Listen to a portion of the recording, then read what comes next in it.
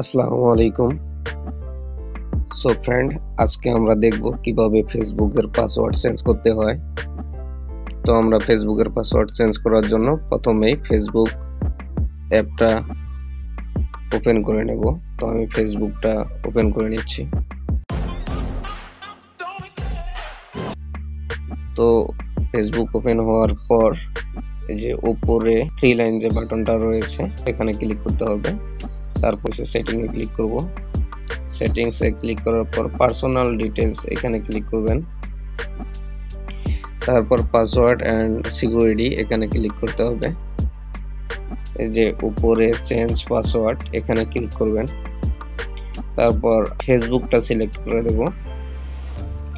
Select করার পর এখানে বর্তমান যে পাসওয়ার্ডটা রয়েছে সেটা দিতে হবে, আর নিউ পাসওয়ার্ডে যে আপনি নতুন পাসওয়ার্ডটা দিতে যাচ্ছেন সেটা দিবেন। আবার টাইপ নিউ পাসওয়ার্ড মানে নতুন যে পাসওয়ার্ডটা সিলেক্ট দিতেছেন সেটা আবার নিচেরটাতেও দিতে হবে।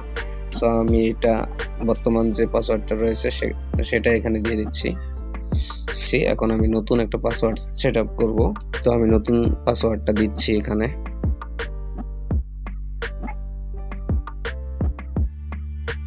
তো আমার নিউ পাসওয়ার্ডটা সেট করা শেষ।